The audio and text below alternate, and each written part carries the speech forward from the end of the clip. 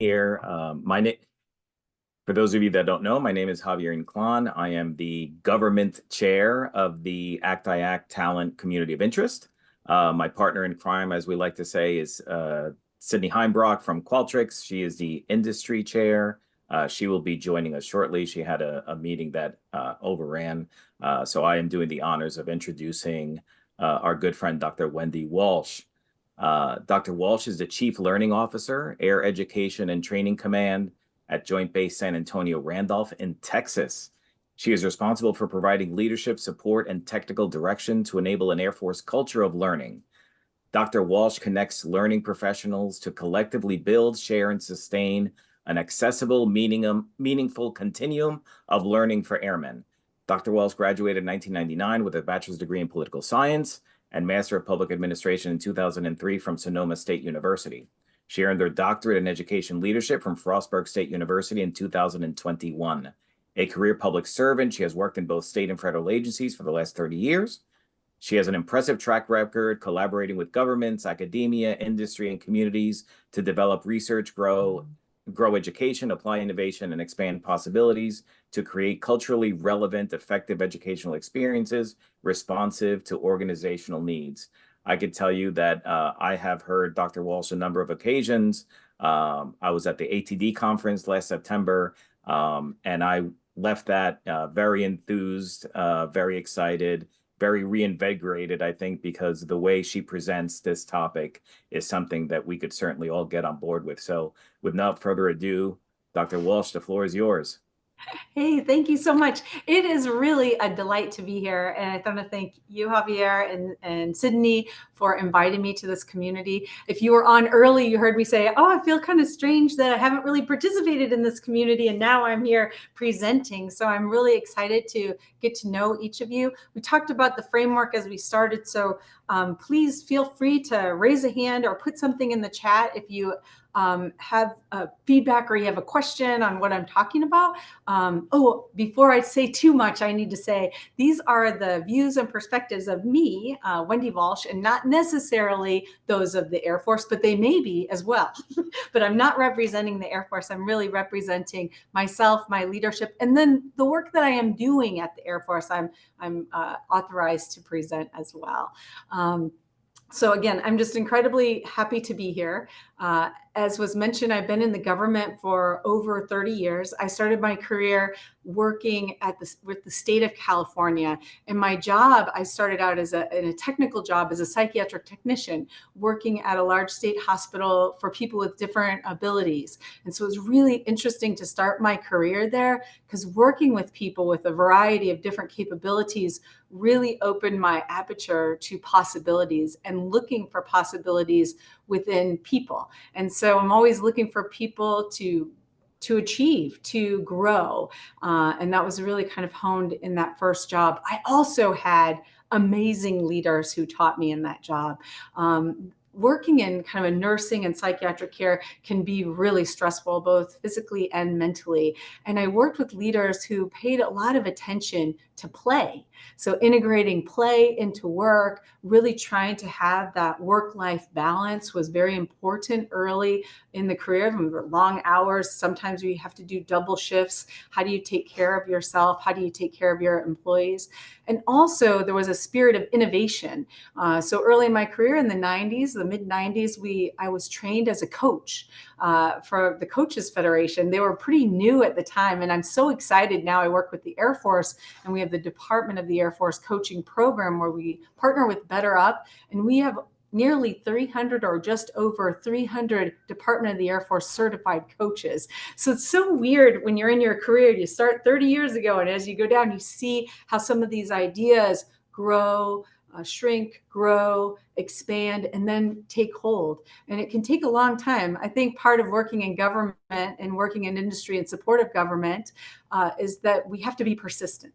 Sometimes things happen very quickly, but they don't have the sticking power. Sometimes things happen very slowly and then really become a part of the culture. I think that we're trying to do, and what always is our goal, is to move quickly and have things stick in the culture and provide the outcomes that we want. But it doesn't always happen like that. So I've kind of witnessed that over my career. Also, there really were very strong in promoting development of me. And so I was encouraged to continue to get my degrees while I worked full time. I got degrees at night. And that's how I finished those first undergraduate and graduate degrees. And even my postgraduate, my doctorate degree, I did while I worked full time. So it's been interesting always trying to incorporate my learning into the work that I'm doing. So I'm getting kind of immediate twofers in the learning. It's just been an incredible career. And I really encourage people in public service. I haven't worked in industry, so I probably have a bias there of not seeing all the gains. But if you notice the title I have, and this has been something I've been thinking about a lot, is how can we imagine a future together? And I guess the other part of that line is, how can we imagine a future together that we actually want? I think both in government and industry, and maybe it's part of the human condition, is that we focus sometimes on the realities we don't want, and we give energy to that, which it's good to understand problems, and we do need to provide some energy to that, to understand problems from the multitude of perspectives, people working and involved and affected by those problems. But how can we give equal time, if not a little smidgen more, to the future that we want? Really thinking about the possibilities that we want. Just this morning, I was on a call. The Air Force is undertaking a very large organizational change right now. We are optimizing to a different threat environment. And the Air Education Training Command, where I work, is transforming into a new command that will integrate more capabilities to work together with talent management. We're going to have a new name. The first time we've had a new name in more, I think, since the beginning, but definitely in the last 40 years, will be known as the Airmen Development Command in October of this year. Very exciting. We were talking about the PhD program. The Air Force is so amazing. They provide so much energy and resources to developing the minds of airmen, civilians, reserve, guard, officers, and enlisted. And all 5 of those kind of types of airmen fall under my charge of optimizing the learning enterprise for. So it's a pretty big job that I have here, but I work with some fantastic people, and they're really looking to open up the aperture and provide more possibilities. So we've invested a lot of resources in PhD degrees for airmen. One of the things we haven't done as good a job as we want to is, once they have the PhD, putting them into assignments in which we're leveraging that education to advance our mission impact. And so we've been looking at, as we move forward, how can we do a better job of creating career paths where people know this career path is leading me to the Air Force investing in a PhD. So they're getting ready for it their entire career. And then once they get that degree, maybe the next assignment's perfectly aligned with the learning they had. They do those 2, maybe 3 years, and then they go back to their career field, like feeling like they're going backwards rather than developing and growing more in that education. So this morning we were talking about that and how can we do that together. And it was just a beautiful conversation to have the Air Force Chief Scientist, myself, our A1, which is a human resources, and our A3, which means our operations directorate. All of us coming together, kind of thinking about how can we do this together? How can we imagine a future that we want together? It sounds easy, but it's very hard. We really realized this morning on that call how some of our minds are really steeped in the bureaucracy and organizational culture that we have. We had been thinking about, well, what's the COA, the concept of operations or a course of action that we want to do? Who should own this? Should it be A3 or A1, HR or operations? We were so focused on where it goes, we weren't really thinking about imagining what we want that group to look like. And so it was interesting. And Dr. Coleman said, and I'm sure many of you have heard this quote, if you don't have a destination in mind, any road will get you there. And so really encouraging us and reminding us, let's focus on imagining the future we want, imagining it together, and really having a clear vision of that. Then taking a step back and looking at the systems that we have and going, hey, do these systems enable the future we want to create together? Or is it time for us to change the systems? I really want to emphasize that in this talk today. And I don't think I really created a slide for it, but hopefully we can just talk about it and I can ignite your imagination. Many of you, I expect, who are on this call are mid to high level leaders in your organizations who you have time and you're interested in this sort of community. And the same on the industry side. And I think we are in the positions right now within our organizations to influence the bureaucracy. It's not about optimizing it. It may be completely changing it. When I reflect on the bureaucracy that drives large organizations outside of government and then within government or governmental bureaucracies, it's clear to see the linear and hierarchical nature of those structures.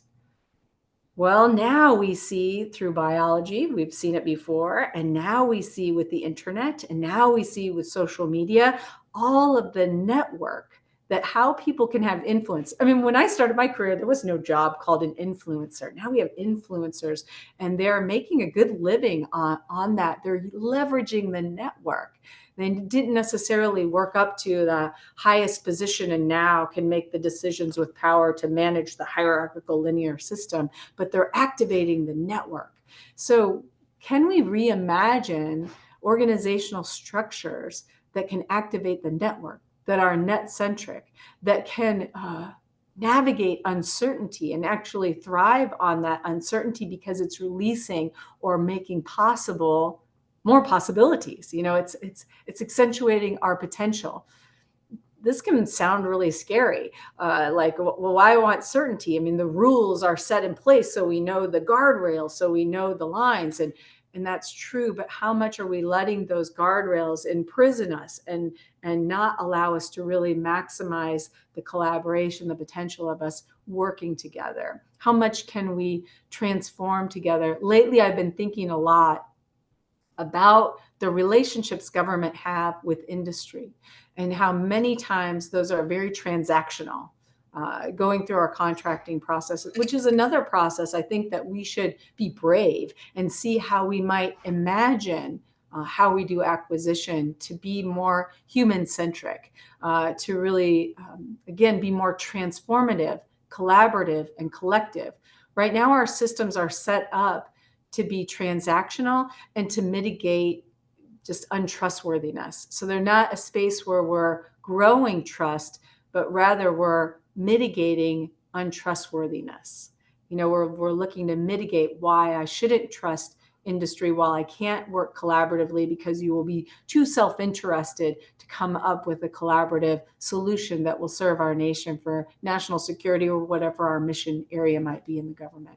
I don't think that's accurate. I really don't think that we're optimizing based on that relationship. And I think that we've created a lot of systems and structures based on that untrustworthiness that make it really hard for us to collaborate, building trustworthiness and really achieving the mission that we want at hand. I would love to hear your ideas on that, but I've gone off on a complete tangent. Sydney said, just come and talk about what you want, kind of your career. So I was like, getting nervous about that because, oh no, I want to plan. I want to make sure I share the ideas I want to. And here I've gone and spent the first 15 minutes just riffing. So I'm going to go ahead and go to the next slide, which is on sharing a tool called Gracious Space. Unless I'm going to look at the chat and see if I don't see anything necessarily in the chat, but I do see a number 2. So I'm going to look at it. Yes, there are 2 things in the chat. Oh, it just says pose your questions. And yes, Sydney, it's great to see you. Please do not be shy. I'm going to learn more together. So if you have ideas, okay. All right, I'm not exactly sure what the recording stopping and starting has been, but I'm just going to go with it and go to the next slide. And again, really encourage you to ask questions and to be involved. Make this be an active and interactive. So I want to talk about Gracious Space. Javier, Sydney, and anyone else who's seen me speak most likely have already heard about Gracious Space. I've been sharing this not this pretty slide. Actually, an instructional technology unit at Goodfellow made this beautiful slide for me. I had just had a more ordinary slide that had bullets listing these 4 elements. And they said, really, to capture gracious space, we need some of these images. So, and I agree, it just really moves me. I've been sharing this idea of gracious space for about 7 or 8 years now, and I continue to share it because, one, it helps me get grounded in the right frame of mind of the environment that I want to create in my work environment and in my problem solving environment and just in my community environment. And so there's 4 basic aspects of gracious space. This is not mine. I gathered this from the Center for Ethical Leadership. If this resonates with you or you want to learn more, I didn't put it into the chat, but maybe I can later. There is a website, a gracious space. It's from the Center for Ethical Leadership in upstate Washington. They have a whole toolkit that you can dive into different exercises to really deepen your understanding of all 4 of these areas. Like I said, I've been using it for over my career. I really got into it when I was working for DHS FEMA. I felt that it was really important to set the space and set the tone. When I first started with FEMA, I worked with a community of 600 different academic institutions worldwide. And so there was a lot of variance in perspective and really understanding each other and creating some kind of a ground rules or sense-making framework for being together. I felt that this really served us. And then when I came to the Air Force, I was like, ooh, is this a little bit too squishy? Should they be more precision, more exactness, more formality? And I shared this, actually, I had an opportunity to present on learning in response to how our adversaries learn, specifically China and the People's Republic of China and what they're doing for training. And I thought, well, I can talk about learning, but the China part, I don't know enough about it. So I took my slides to our Center of Asia Studies at Air University, and I was pretty sure they were going to cut this out. But after talking about it, they said this gracious space is really a reflection of some of our cultural priorities that are quite different from the People's Republic of China, as well as other nation states that are more dictatorial and not as democratic, and that it really did make sense to emphasize it. So without further ado, I know you're on the edge of your seats to go, what is this gracious space, if you haven't heard it? So it starts with, it's 4 basic principles or areas, and the first one is presence. And so the idea is that we want to notice and be present when we're together. And this can be hard sometimes. Many of us are very busy, have multiple tasks, have calendars that are back to back, especially when we're here in virtual environments, we might have emails that are pinging in or little Teams notifications that are pinging in. How do we remain present with each other? So presence is really about me. It's easy for me because I'm the main speaker. And that's partially why I really emphasize the importance of ask questions. Maybe you're jotting things down to ask them later, but really engage, be present here. This is a gift to you. We won't have this opportunity while we can look at the recording later. This opportunity to really engage and be present with each other is right here and right now. And that presence is a feedback loop, because it's not just me being present, it's me exchanging my thinking, my ideas, you receiving them, and then you sharing your ideas, and me giving you space to share those ideas. So when we talk about creating gracious space, we're talking about creating a presence that is a feedback loop from you, the person that you manage completely as best you can, with the other, and making sure that you are giving space to hear from that other, receiving and sharing and receiving and sharing. The second aspect is setting. And here we are, we're in a virtual setting right here. It can be really challenging to be in a virtual setting. Well, one, a lot of you, I don't know if anyone has their camera on. No one that I can see has a camera on. And maybe that's for bandwidth issues. Maybe it's for distraction issues. Maybe it's the culture of this group. But not having any cameras on I can't see anybody's facial expressions. I don't know if people are rolling their eyes, if they're like kind of going, let's get on with this, or if they're really like, whoa, this is interesting, and getting on. So it makes it very challenging when we're working in a virtual setting where you can't even see the body language, let alone, the energetic energy that comes off the human body that we see as, the nonverbal and other sensory cues that really do impact our trust and other aspects. So this setting can be a little bit hard. Telephone can even be harder. If you were just listening to me maybe on a podcast or through a telephone, you wouldn't see my voice or see my expression. So hopefully you're seeing my slides, you're seeing my face and my expressions. And so that's contributing to the setting. The setting also goes to looking at who's in the room. Is there trustworthiness in the room? Is the room set up where there's like a sage on the stage and that person standing behind the podium, or are they dynamic and walking through the audience? Are they making eye contact? Is your classroom set up in rows? Do you want to have circles, little pods of teams? But really looking at the setting, noticing what are the aspects of the setting that are helping us to connect with each other, and what are the ones that are deterring. There may be things that help us connect with each other that we don't necessarily want for every engagement or space that we're creating. Maybe we want to set up spaces for people to really focus without distraction. So there are many different ways to look at what is the ideal setting. The point of gracious space is just to notice the pluses, the minuses, mitigate what you want, and plan for what you can't mitigate. Now, the third and fourth aspects of gracious space I find as the most challenging. And when I talked to you about bringing this to our Center for Asia Studies, they said these last two ones are very important in our culture. The welcome is really about welcoming the stranger, welcoming what's different.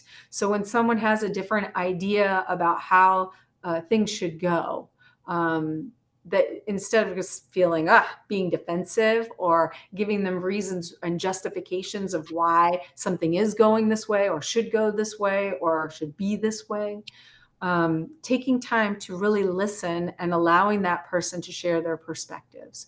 This can be really hard because sometimes when the strangeness, the difference comes up, it can come up kind of intensely. And so how do you create space to know that these are ideas and not necessarily personal attacks, but just a different way of looking at things? This can be really hard when we've had a long career and we've created expertise in certain things. So just yesterday, I was speaking to a good friend from the Coast Guard. We worked a lot in the maritime security realm. I did 10 years of service at the Navy postgraduate school and served as the Maritime Defense and Security Coordinator for the school. And so we've done a lot of work together, and he's just in the process of finalizing a book that he's writing on collaboration in maritime security.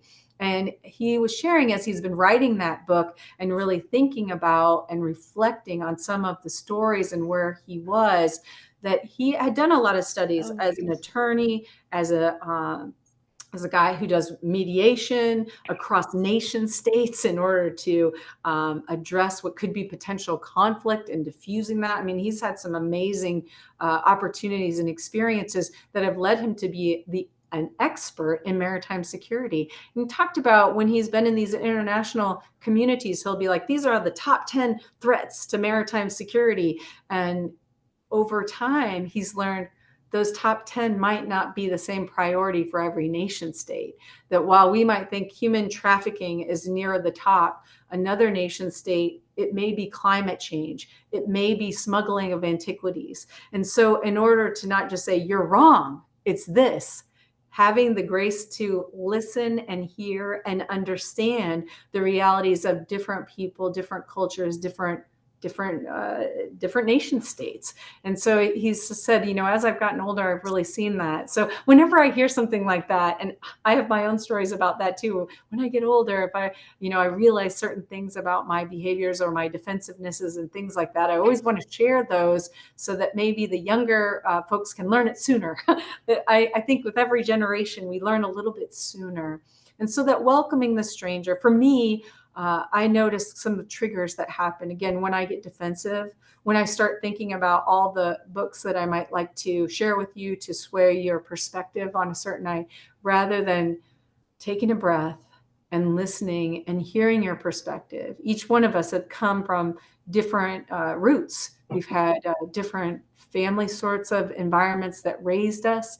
We've had different education pathways. We've experienced the world through the different lenses based on all the diversity that is each one of us and the many variables there. And if we could give space to that, I believe that we will see more possibilities. There will be more pathways where we can understand and generate, and again, create a future together that has a lot more options than we currently have. So that's kind of welcoming the stranger.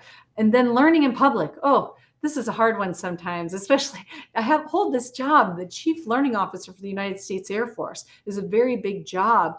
Do I know everything about learning and the learning modalities? Absolutely not. In fact, I came here and they brought me into this job without any Air Force experience. I had worked for the Navy and for the state and for DHS and for FEMA, but not for the Air Force. I didn't know much at all. And still I'm learning about pilot training. It's going to take me a long time. And I'm going to be continually learning about just the concrete nature of some of our approaches and learning our history of learning within the Air Force. So I'm continually learning from others and learning in public. And it's really important for me to give space to people, even if I say, I'm going to share with you some concepts of learning engineering. And that's a new kind of approach that's emerged over the last decade that we're employing here in the United States Air Force and is being employed at academic institutions and across industry as well. I think that it's interesting that we give space to learn in public. So I might say, this is what we're doing. This is our plan. You might share something with me that goes, oh, we need to pivot what we're doing. So giving ourselves the space and grace to plan. So that's gracious space.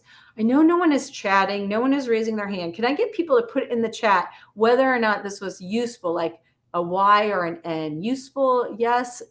Not useful, no. Just so I know you're out there. Useful, useful. Okay. Excellent. I appreciate that. Thank you. My neediness for having the feedback loop.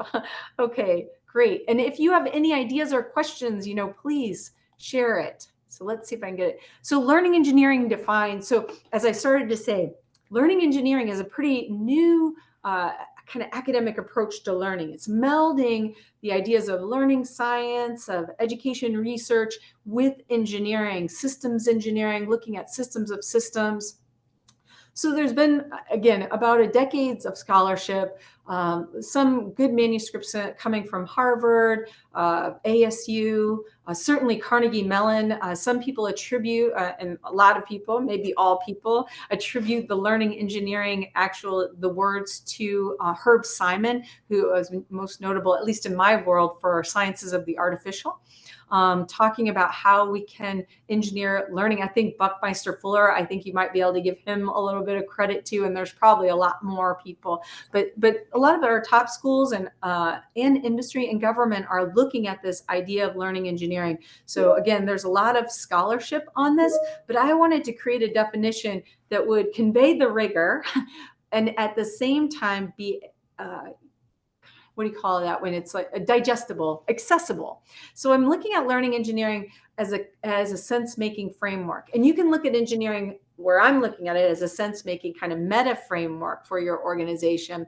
You can also find literature and even academic study on learning engineering as more of a tactical, operational sort of approach to actually course development, to program development, and how does learning engineering manifest itself as a profession. What I'm talking about from my perspective and for this brief, not to exclude anything, but really looking at it from a sense-making model. And that's the way I've kind of sold it or shared it with the Air Force leadership. And so really looking at systems engineering, the engineering part, a systematic application of evidence-based principles and that are grounded in scientific method and making scientific method not seem so obtuse. It's just, what are the questions that we want to ask? What data will inform some answers or give us some ideas, better understanding of this question.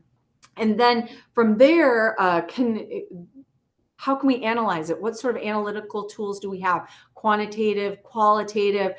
How can we make sense of the data that we have? What would those findings be? And then how can we take those findings back into what we're doing to generate better impact outcomes, but also the next set of questions? So really that idea of the scientific thinking, and then to achieve good learning outcomes, additional questions. It's an airman-centered design, so that's our way of saying human-centered design, that's enabled by us working together, by collaborating across the interdisciplinary. We call them mission threads. Mission threads are all the different career fields that help us to achieve our mission.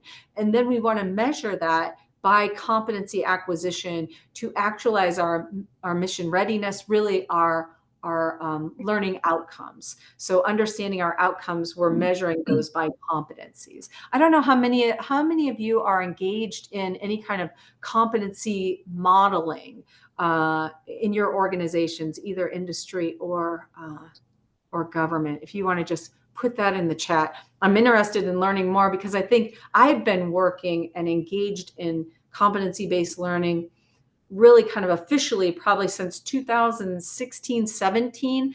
And I think OPM came out and said, government agencies, you need to, understand competencies, model the competencies for the federal workforce to ensure that people are getting the training and have the competency to do the jobs that we're paying them for. But it is so hard to do this. Competency modeling is a dynamic framework. So in general, to make it very basic, competency, you have a competency and you might define, well, you would define the best to your ability what that competency means. So if it's teaming, what's the definition that you have as your organization for teaming? Then at each level, how do you see someone's at the basic level of teamwork, or they're at an intermediate level of teamwork, or an advanced level, or an expert level? How would we actually measure that? What are the measurable behaviors that we would see? So I think those things, maybe we can do that pretty straightforward. But then when we get to those measurable behaviors, like how do I measure that you have an advanced or intermediate? There can be a lot of variance there. And we've worked a lot with industrial and organizational psychologists to ensure that we have good measures.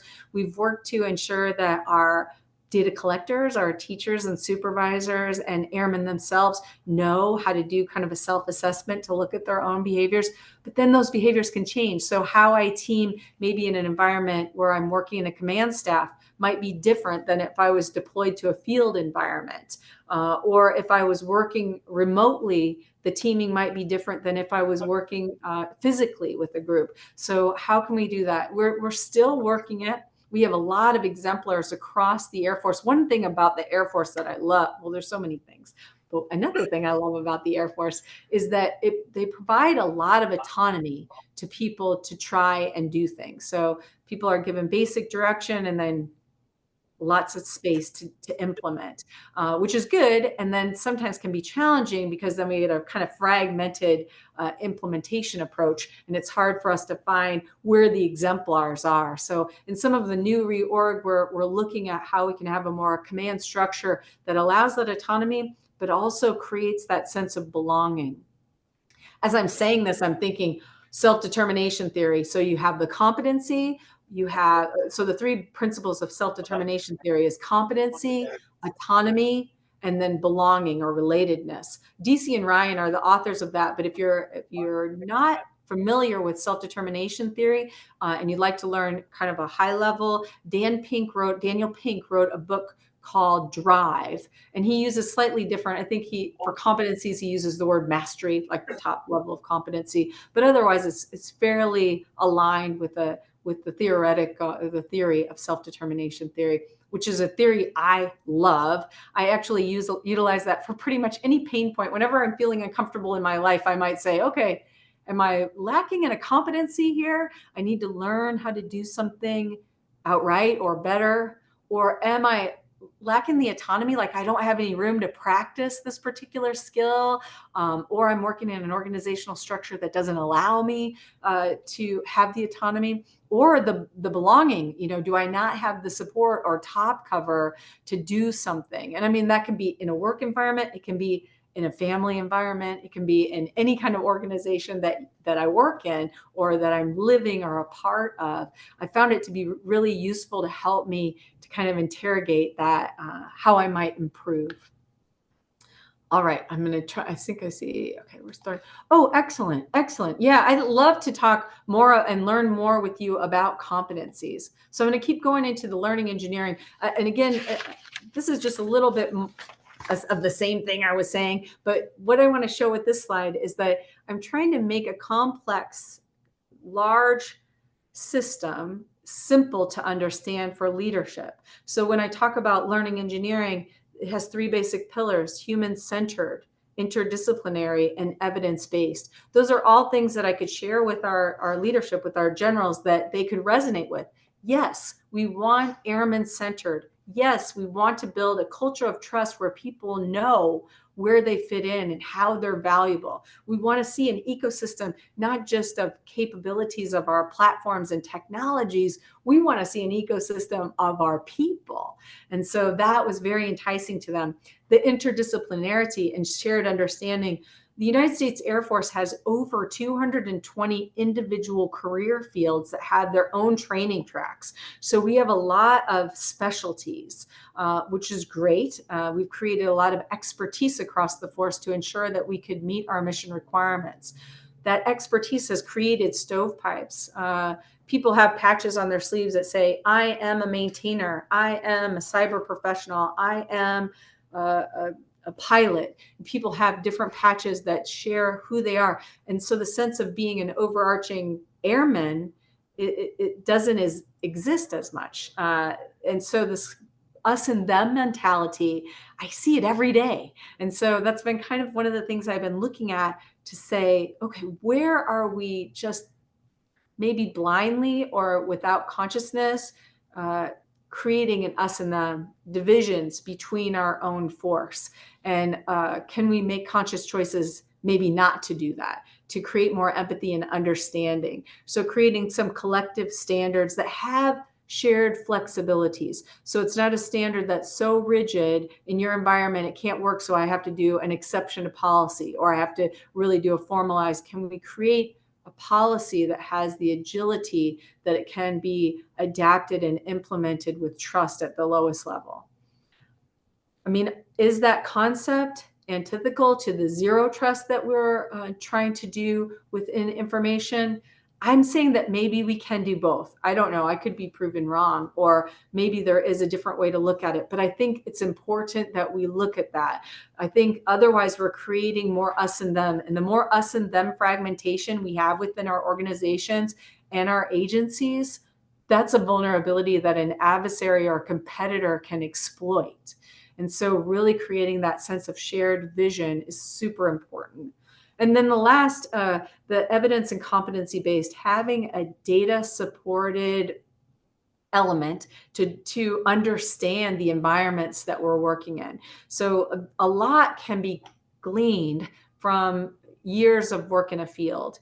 You gain a lot of tacit knowledge and expertise. And so many of our general officers, our VPs, our presidents have worked their way up, and they really do a lot of decision-making based on tacit knowledge, what they've learned, their guts, which is great. I don't want to minimize that, but I want to back that up with evidence. And so that our leaders have the empirical evidence that either aligns with what their intuition, their guts are telling them, or they're considering it does not align.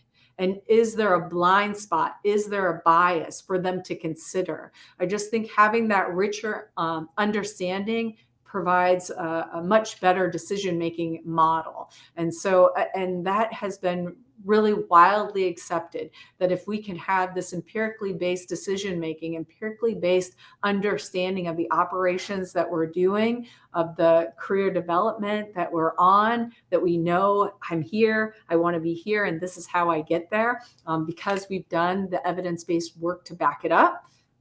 that's where we want to go. So putting, again, this process into an easy to understand and then tying it to implementation and projects that we already have underway, as well as doctrine, is really important. So doctrine. So I mentioned the human-centered outcomes. If that QR code, I tested it, should work here, takes you to Mission Command, a little booklet, it's our doctrine, it's our policy. Within our policy of Mission Command, we have kind of the 5 C's. Our Mission Command philosophy is grounded in the character of the airmen, the competence, the capability, that cohesion of working together, and that all of those 4 coming together reinforce and build an organization that has capacity to achieve our mission.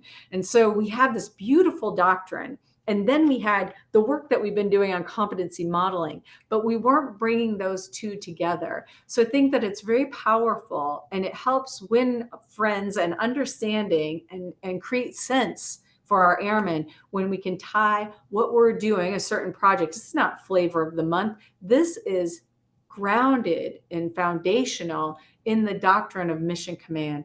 And so identifying and making that connection for our airmen has been really helpful.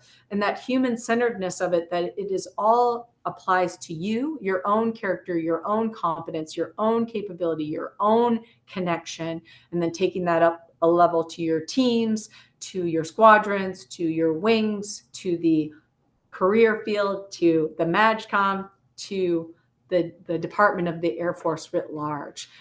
This has been really helpful. So if you are taking that journey towards learning engineering or a different sort of framework to help make sense and bring your community together in terms of the learning and development, tying this to existing doctrine is really helpful. And if you find that it's not tying to doctrine, that is also important. We don't want to have a lot of disparate or disconnected discontinuity in the messages that we're giving to the organization, because that creates more uncertainty.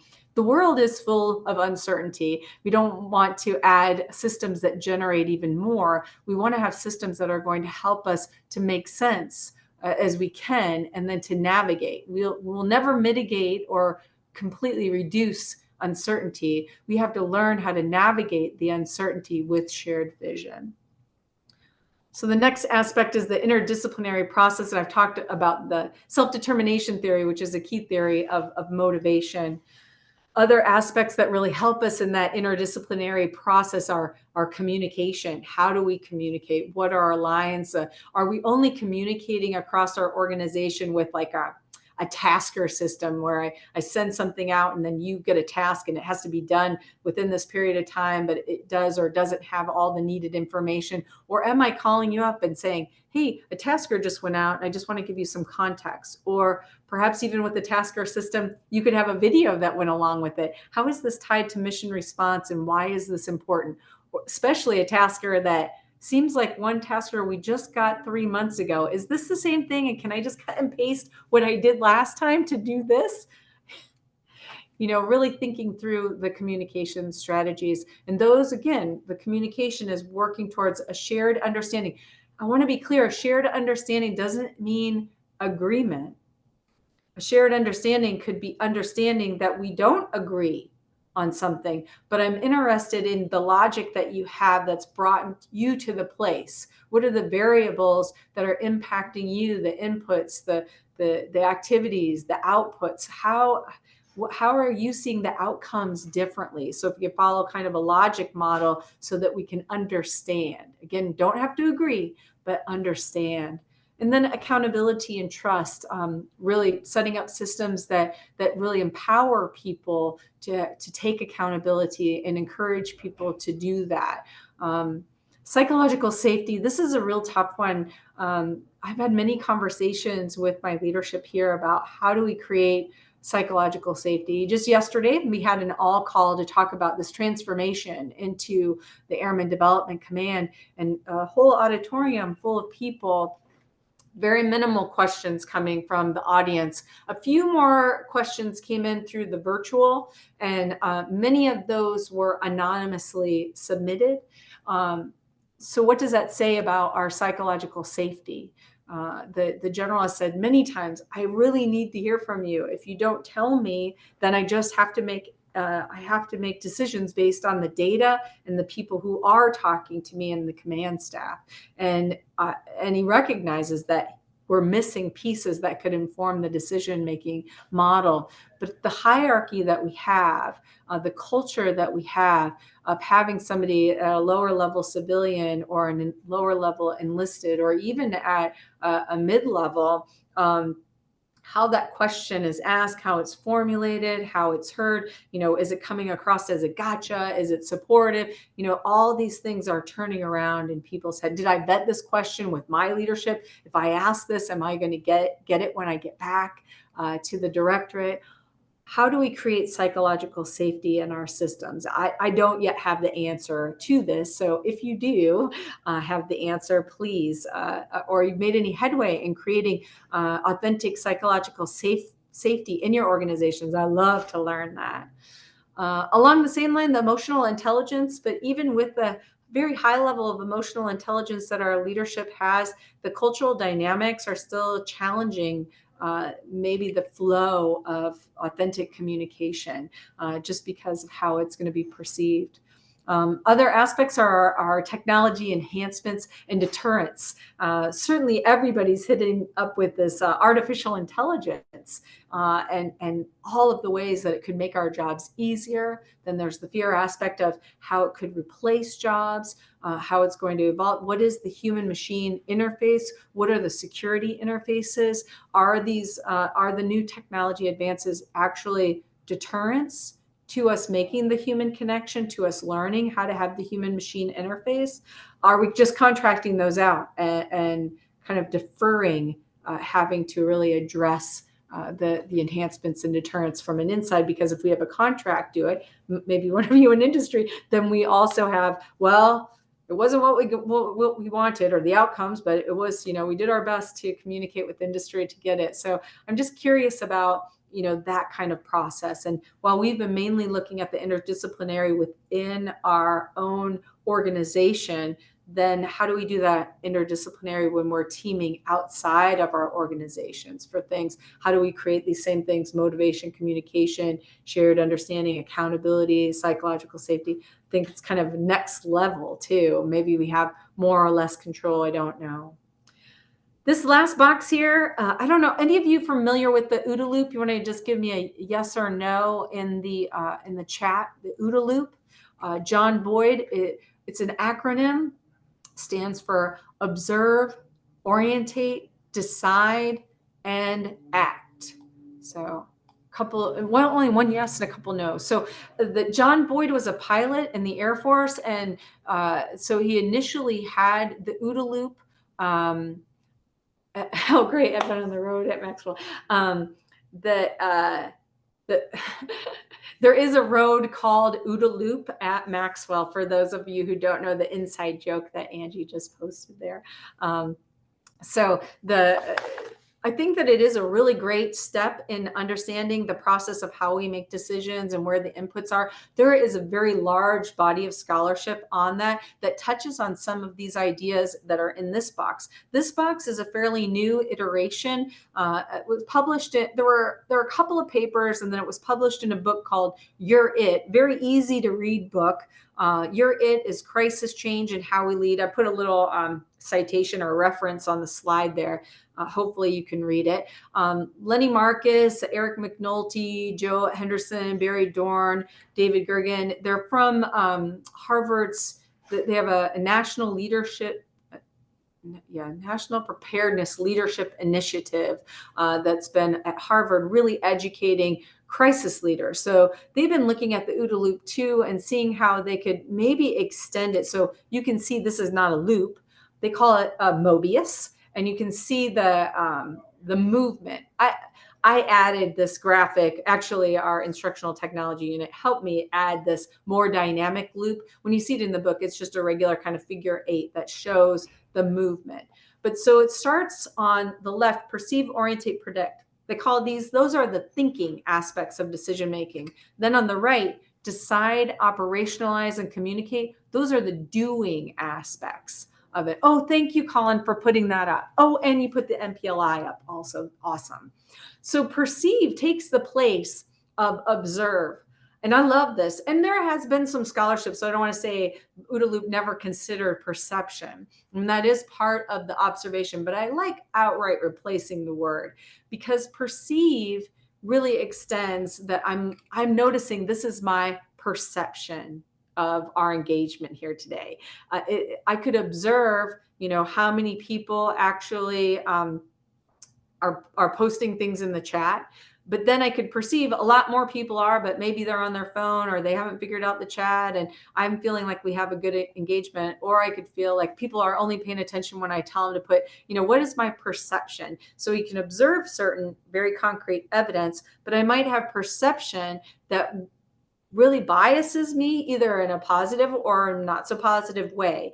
Also, part of my perception is, why does it matter? I was asked to come and speak here, so maybe my perception is I just do my thing and then I head on, and it doesn't matter to me. Where other times, and maybe I'm kind of in the middle, where it's like I really want to connect with people. Like that is what gives me my juice, hearing and learning from other people. So I want to perceive that dynamic interaction. That's really important to me. Where maybe Sydney or somebody else might be doing this and they're like, that doesn't motivate or inspire me. I'm sure she is a people person, so that is probably a terrible example. But my point is that we perceive things differently. And so calling it perceive rather than more of a scientific observation, that's more, at least how I interpret it, is more that this is the facts.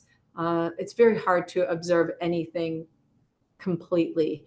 We have our biases and our perceptions. We have our angles in which we see things. So the second aspect is orientate. They use the same word, and orientate essentially just means that we are looking at this perception, what we've seen, and orientating to our environment. What are the opportunities? What are the threats? What are, how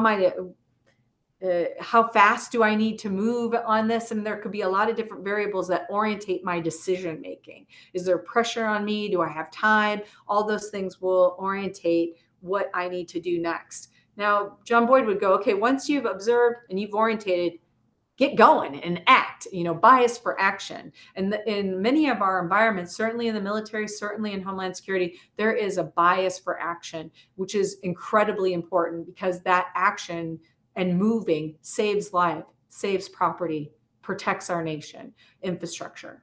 So we cannot be dallying. We need to take the time and move. We need to move quickly. So adding this little other P in here, predict, I love it. And the reason I love it is because I've been a party to many decisions that had cascading impacts that we didn't foresee. And so when you take the time to really talk about the different COAs, concepts, or your courses of action, and you say, if I do this, how might it be perceived? What could be some of the cascading impacts? Can I do any forecasting modeling that will help me to understand what the implications would be for sustaining this decision? What could be the fallout that I cannot see? So taking that time to do that foresight, I love that. And I think it's really important in crisis. I think it's really important in our day-to-day. While I'm not with the FEMA higher education program anymore, recently they had changed the name. They announced that they're going to change the name of the Emergency Management Institute to a university, that they're moving to a college model. This blew up on LinkedIn and social media of FEMA being completely not understanding the higher ed community, and how government's now competing with the academic industry and all these things. Not the intention. Both sides have something to contribute, but the leaders weren't prepared for what was going to be the reaction. That idea that the taking the time to really predict, to really kind of talk maybe through some of the stakeholders and understand that, the missed some cues. So the decision to move forward and do that now that they're trying to operationalize it is very derailed in some sense. And so it's going to be taking some time to actually operationalize and heal some of the stakeholders to actually act. And I think that probably many of you could come up with several examples where you've seen that happen as well, where you have observed an opportunity, something that needed to be done. You orientated the environment, the leadership made the decision, you went out, and then boy, that wasn't what I expected. That isn't what and so the really being able to operationalize and meet the milestones and the goals and vision that you had for the project are just infeasible. And so that prediction, taking that time for that thinking exercise, really important. Decide the same. So you see me talk about operationalize, replaced act. I love this. And I think this is another thing we see a lot in task orders that come out in the military. They'll say, you should do this, X, Y, Z. They're not thinking necessarily about how it will be operationalized in different environments. And again, I'm sure many of you on this call have had experiences where you've gotten something that said, they want us to do what? How do I do that? I don't have the people. I don't have the space. I don't have that particular process yet. I would have to put this together before I could do this. So when we replace act with operationalize, I think that we can unleash the curiosity and creativity to implement. And so many people, if you say, this is the decision, these are the outcomes that we're looking for, how can you operationalize that in your area? We might be able to get to the outcomes that we want without being so prescriptive. I give this really basic example, but again, I'm sure you guys have much better examples. But let's say we had an order to do 50 push-ups. That it was said every person in your group has to do 50 push-ups. And so here in the PT test, those are done within a minute. So you might assume, okay, we got to do 50 push-ups within a minute. And maybe even the task board says that you have to do 50 push-ups in a minute. There's probably several on the call who are like 50 push-ups, no problem. They would drop down and give me 50 right now. I would not be one of those people. I could do 20. And then maybe if I had like maybe 4 minutes, 3 or 4 minutes, maybe even 5 minutes, I could give you another 15.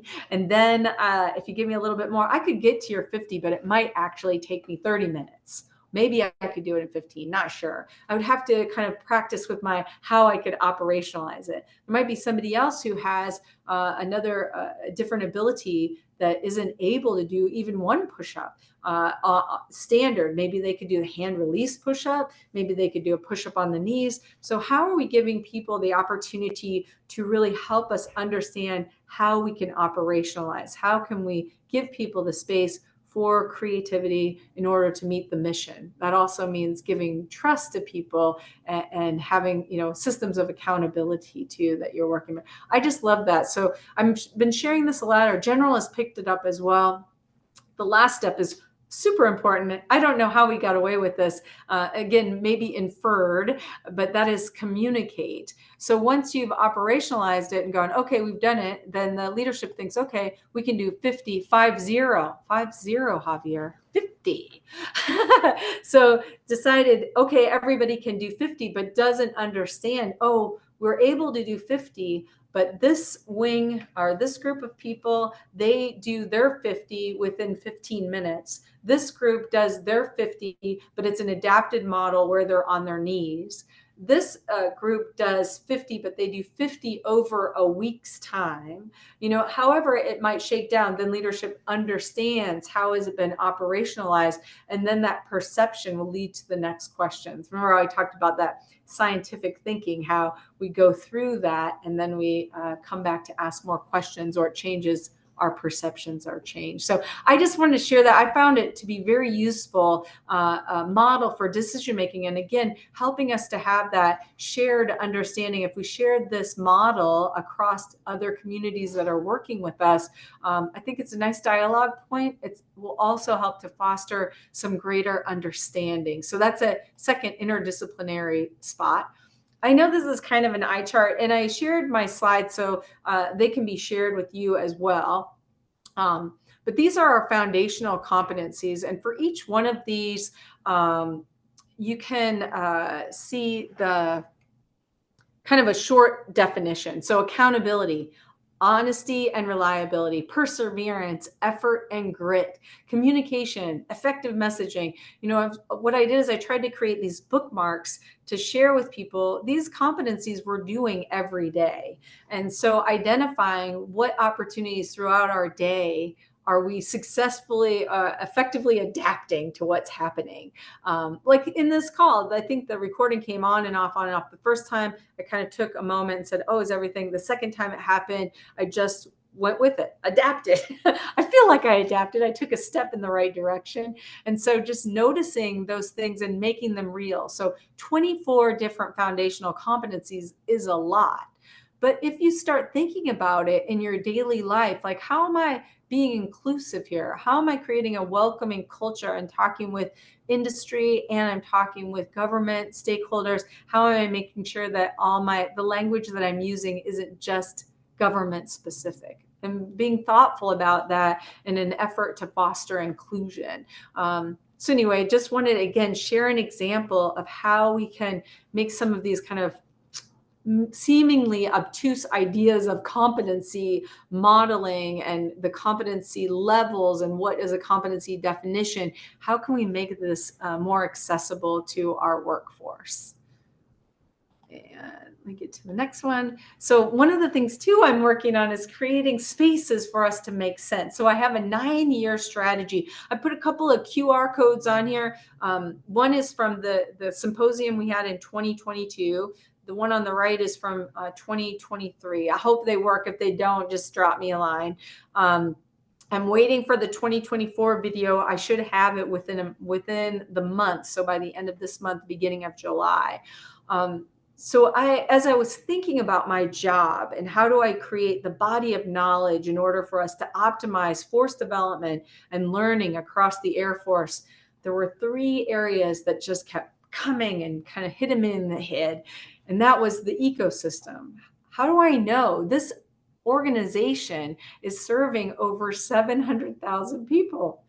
And it's all over the globe. How do I know where people are doing different things? And maybe I'll never know, but what ways that we might be able to map the ecosystem. So we brought together a group of about 70 people to think about how we could map that ecosystem. How can we create maybe an interface that has like a geographical, like, pin on a map that says, okay, here's Javier, and this is the organization he works with, and these are the things that get him excited and what the projects that he's worked on. And if you are curious about industry government relations, he's curious about that. And so when you could keyword it, he would pop up. I'm looking for everybody in, maybe, I don't know what, Javier, you're maybe in the DC area. Anybody that's in the Beltway, you might pop up. I'm looking for people only who are in the San Francisco Bay Area, or I'm going to be taking a trip up to Seattle. Who is in the learning ecosystem up there that I might want to say, hey, can I add an extra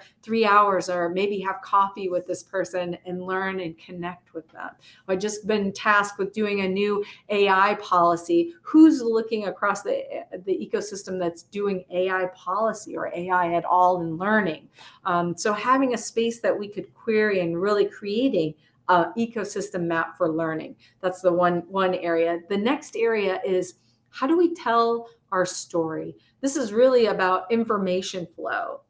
How can we facilitate information flow? And one thing I'm very keen on is what impact are the stories we're telling generating? So when I have a leader who says, we've been applying 1980s technology to a 21st century workforce. Okay, in some areas that might be true, not in all areas. We're doing a lot with AR, VR. We're doing a lot with all kinds of different simulated environments and simulators. We're really doing a lot with flipped classroom and really changing up how we're evaluating our learning, advancing the scholarship of teaching and learning. All of these are pretty state of the art across academia. And so I don't think that we are in the 1980s, but that narrative, because maybe somebody, now all airmen are issued an iPad at BMT, but when I first started 2.5 years ago, they weren't. So you turn in your phone, you turn in all your technology, and then you go in and become an airman. well, now we've started to incorporate the technology into that. But that story, or when we say our housing is substandard, or we say this, but we don't say what we're doing about it, what is it, the cascading impact of that messaging? And to really be thoughtful as leaders, because there are many people within our communities, they might hear what we say one time, and that sticks with us. You know, Wendy, Dr. Walsh said this. This is how it is. So I want to be thoughtful that the messages that I'm providing are leading to outcomes that I want. So how are we telling our story? How is the story being heard? So I might say, this is how I want to do it. And then people are hearing, oh, she's so out of touch with reality. Everything's roses and unicorns for her. She doesn't know how horrible it is here.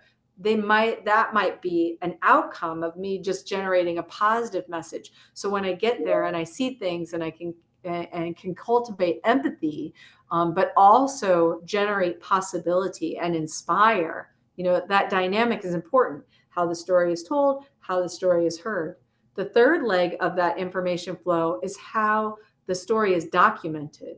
So how are we documenting and sharing the story across this very sometimes fragmented, very large ecosystem?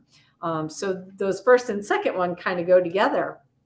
Actually, all three of them go together, because the third aspect was the competency modeling. How are we doing it? So last year not last year, it was this year, earlier this April, we hosted the third symposium on competency modeling. We have a small headquarters unit that does the competency model. They did the foundational. They're about 60% through with doing all of our occupational, which is no small feat because of all the career fields and shreds. They've been doing that with using a great handbook. If you're interested in the Air Force handbook, you can probably Google it, but I'm happy to share with you how we do competency modeling. But it kind of just ends after the model, and then it's go ahead and implement. And so part of that is, how is it being implemented? We were able to share 16, 17, if you include our headquarters, different implementation models of competency implementation across our force. And so that was the first time our headquarters could really see some of the creativity, some of the adoption that was happening out across our ecosystem.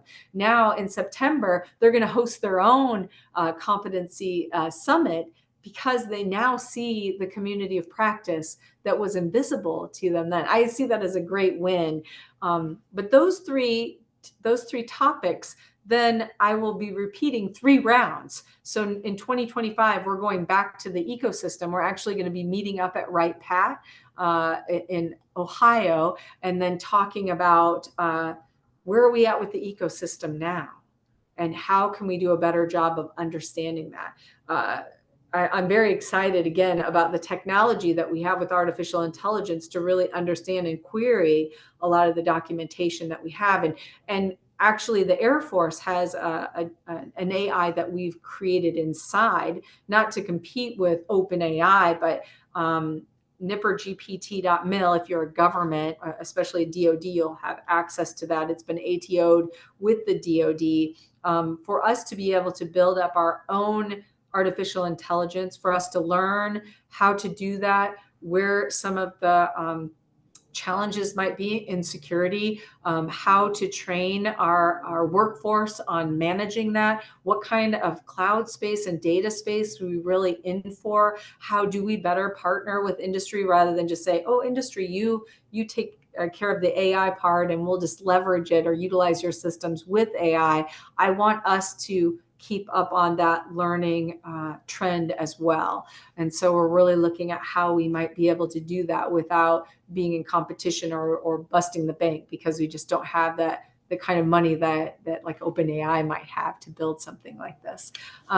So then we'll go back onto the story and competence building. So you get the drift. So by 2030, we will have a recorded and documented body of knowledge in those 3 areas to really bring together a shared understanding for us to work together in force development.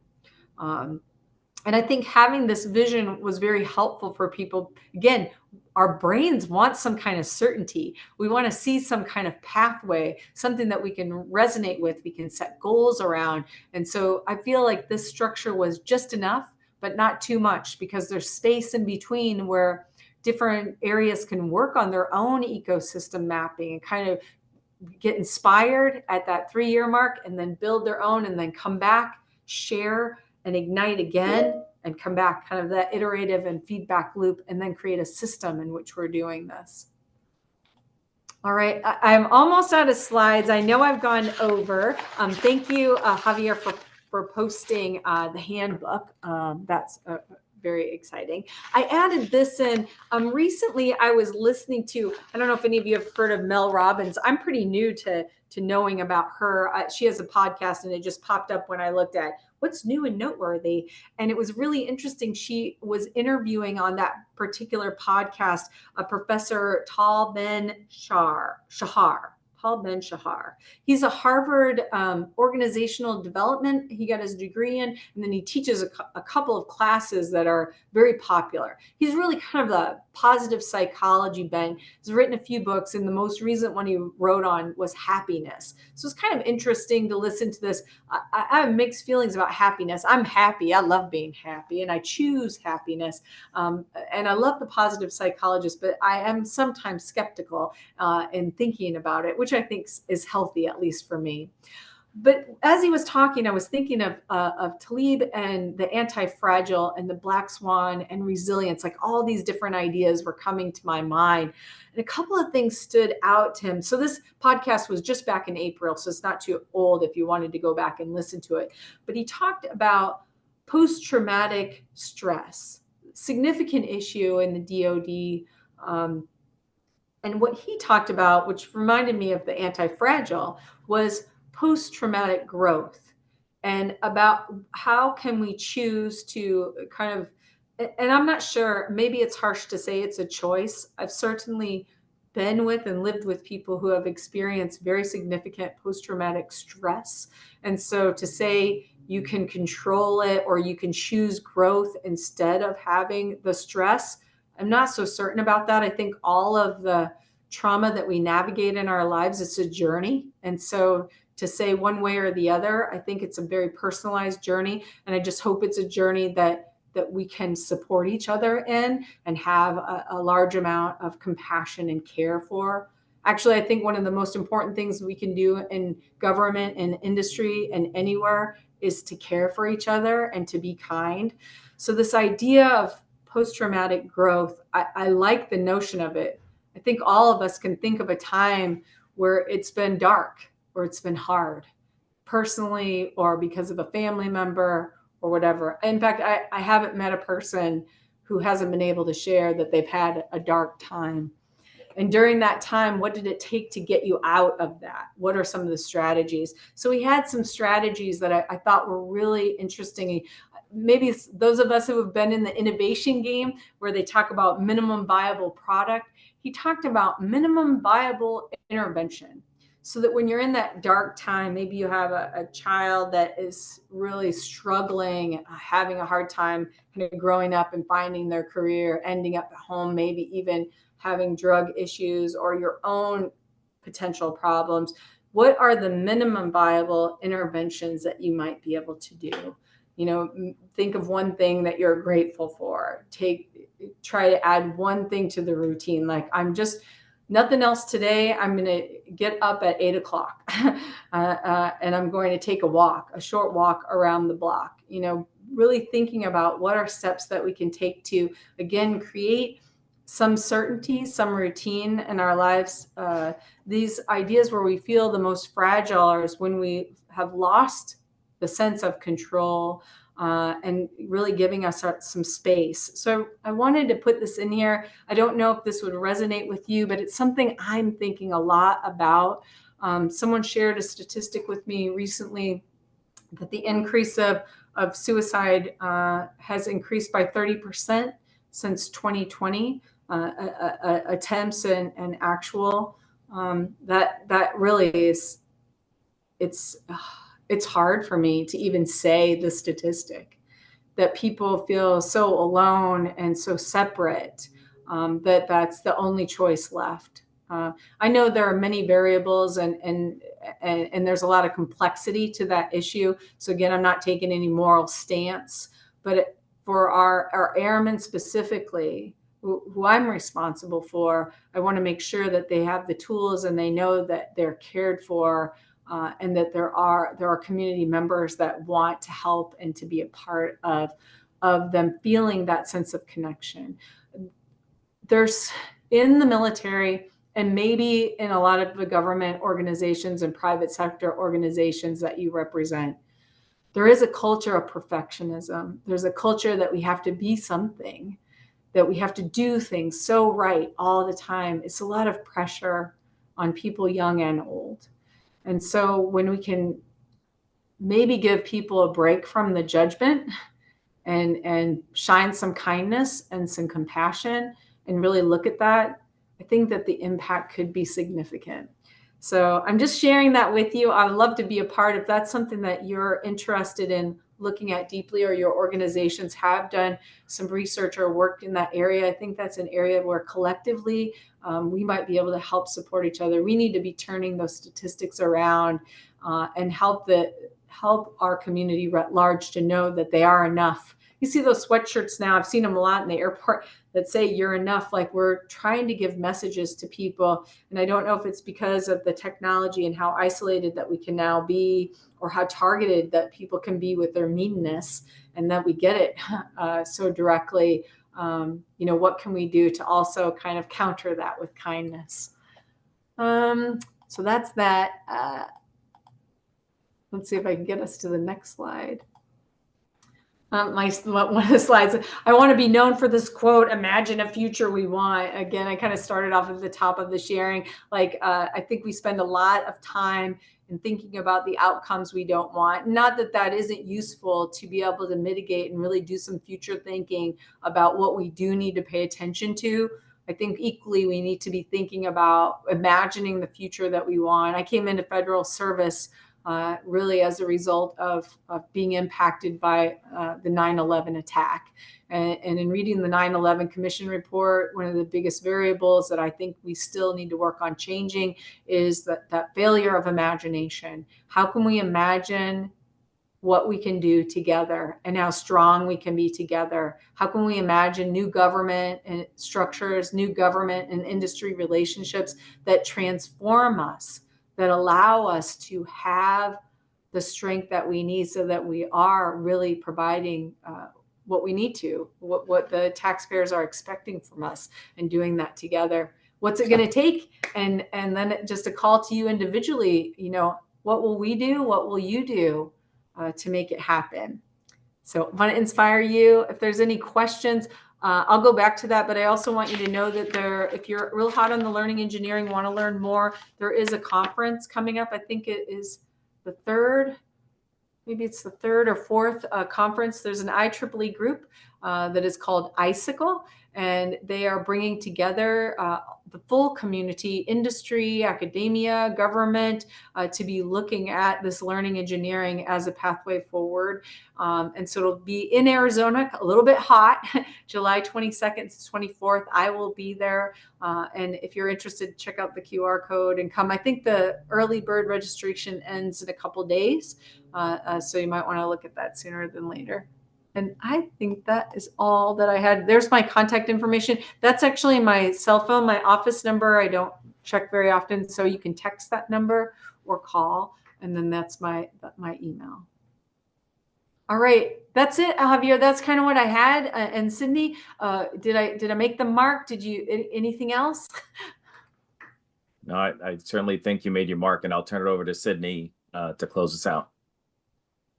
Great, thank you. No, that was wonderful. I think we've got actually 9 minutes left in the time allotted for this session. And so I wanted to go ahead and give everyone a chance to ask questions. If you have any questions, given the size of the group, just come off of mute and go ahead and ask.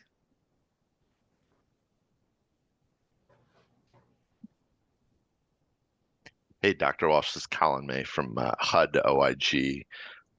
Thank you for this great presentation and the discussion. There's like 18 questions that I would love to get your brain on. But I really wanted to focus a little bit on the whole issue of evidence-based management, evidence-based leadership, because I think that that is so critical to, making sure that we have leaders um, who really have the science behind them and then can add the humanity too. And so I was just kind of curious about your how that's going for you guys. What challenges are you seeing with that? Are you getting resistance to it? Yeah, I don't know. I probably need to open my perception to see more resistance because I'm really focusing my energy towards creating a space for it. So we're really looking at it from the beginning of the learning continuum when somebody comes into service at the Air Force through basic training, through their tech training. If you come in as a civilian, really helping people to understand what is a research mindset? How do we ask questions? I think that if we can get people to understand that that's the culture that we have here, we want people to ask questions. We want people to look at our data. I think one of the shortcomings with implementing the evidence-based management and leadership is that our data, some of it's not so great. And so sometimes we're at the place where we really need to be looking at the collection of the data. But I would say back to the scientific method, maybe we need to take it back to looking at the questions and as we think about the questions that we're asking, are they the right questions? Are they big enough questions? Are the questions answered completely by the qualitative data that we have, or do we need more quantitative data? Do we trust the quantitative data? Are people overwhelmed with surveys? You can't believe the number of surveys that people get in the Air Force. It's a lot. But I think that has maybe become an issue across government, that we get survey fatigue. But even more irritating, I think, to me, is that we're satisfied with 30% return rate. I always get the hair on the back of my neck stands up. I was in a meeting not too long ago, gathering the torch, and I felt a little bad because I maybe sounded a little bit more tactful. I could have done better, but they were saying we had 30%, and they went on and on. I just couldn't get over it. And I was like, 30% is not enough to make a decision, an operational decision in the United States Air Force. Maybe a marketing firm who's trying to decide whether their toothpaste was blue or green, a gel or paste, that would be enough. But we can't compare our return rate to industry's return rate. No offense to any industry. Your ideas and data is important to you. But I think that if we're paying somebody, that should be part of their job. But we also have to be thoughtful that we are not surveying them to death, that their surveys mean nothing to us, that we only extract the answers that we want to get out of them to make the decisions we've already made. So I think those are some of the things that challenge us in the data collection. And I was toning it down. Did I do a little bit better? It didn't feel too abrasive.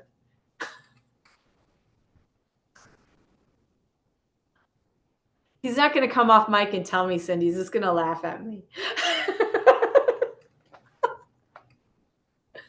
But Colin, if you have more questions, I would just like to say I'm happy. I have a pretty packed schedule, but this is important dialogue to have.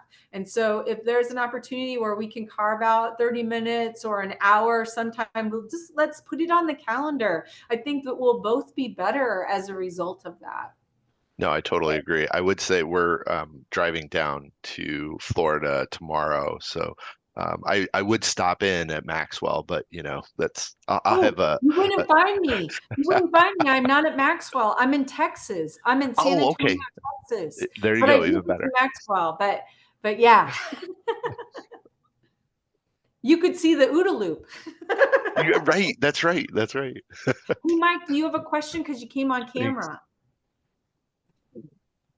Thanks, Dr. Walsh. I came on camera just to try to give some, visual feedback. So really appreciate all of the ideas that you shared today. I think I'm going to be digesting them for the foreseeable future. It was just a wealth today.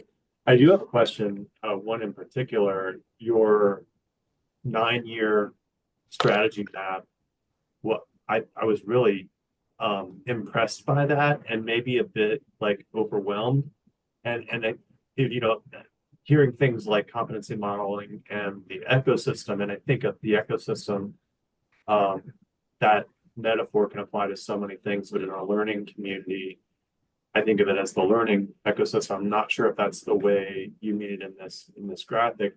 My question really was about how do you sustain a strategy that's 9 years in the making when, you know, we have changes in administration, we have changes in leadership, and I just love to hear your thoughts on that.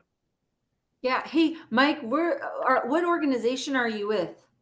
I am with the National Science Foundation, OIG, and brand new to this group, and about 4 months into my tenure with NSF OIG. So talk about learning, I'm doing it.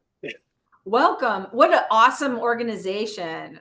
That's fantastic. Thank you. I love your question. I hadn't considered it because I'm a huge fan of complex adaptive systems. So I've done a lot of research and work. In fact, my dissertation is all about implementation in complex adaptive systems. So I would think, in my perspective, I'm like, this makes perfect sense that it would be adaptive, dynamic, agile. So the sustainment of that would also flow with it. So that's the point of having these 3 topics that keep coming back, because we'll be surprised at how they're enabled or how they're changed, or that's not important. In fact, I mentioned to you that when we did this competency modeling one, our directorate here was like, wow, we had no idea so many people were implementing competencies, because you know how headquarters units can be, we get isolated.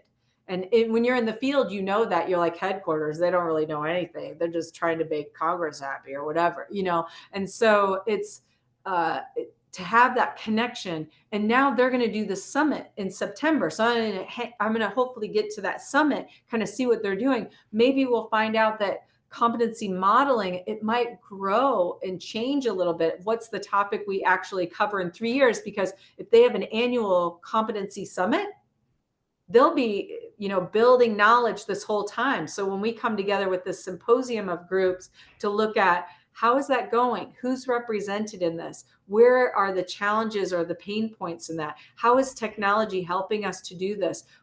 Are there biases in how we're building competence? I mean, we don't know what the topics will be. When we get close to the planning that year, we try to look across the horizon, see what's happening, welcome and invite people and say, hey, do you want to be a part of this? Is this,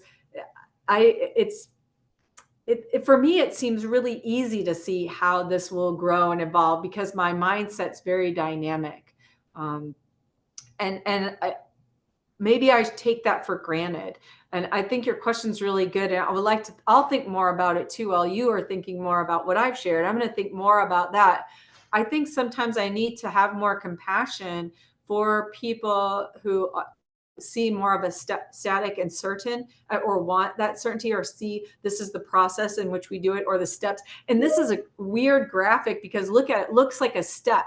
It looks like a waterfall. Oh my gosh, it's like so far from that. It should be like paintball. It should be like a Pollock painting. You know, that might be a better visual representation. So maybe next time you'll see how you've inspired me to figure out how to make this look different. Because it really is, each one is itself its own thing, but part of a system. Oh, I just love Buckminster Fuller. I don't know if you're a fan of his or if you've read any of his stuff, you know, about how we are part of a system and how we are individuals. And I mean, even when we start to look at the quantum thinking, oh my gosh, if you apply it to your own brain, doesn't it blow your mind? It's just, okay, now I'm taking a tangent. Sorry, Mike. Did that answer? It did, thank you. And yeah, the model that you've created, you know, just on the face of it, seems like an adaptive model and something that anyone could add to and build on. So really appreciate it. Thank you. Thank you. Yeah, and if you do add to it, build on it, do something similar or something radically different that you're finding, hey, we're really understanding how the learning is working and how we can really optimize the force development and connect the community, please think of me and share it. I'll be very curious to learn. And thank you, Great. Stuart. Well, I don't know where Stuart's from, and Dave Brown. I'm just curious, where's everybody from? Yeah, well, we'll have to continue that the next time we Oh, invite we're you. 2 minutes over now. Sorry. Yeah, so I think we're out of time, but thank you, Wendy, for coming and joining us and sharing your wisdom, and looking forward to seeing everybody at our next event. Excellent. Learning tree. Okay, great, great. Thank you, Sydney. Thank you, Javier. This has been great. I'm always so energized just to have the opportunity to present this and to have the opportunity to connect with all of you. I know it's not the best setting virtually, but I hope that we can and will be friends. And later when you meet me sometime, you go, oh, I saw you that. Just remind me. I will not remember, but I want to. All right, Bye, sounds everybody. good. Thank Thank you, you. everybody. Take care.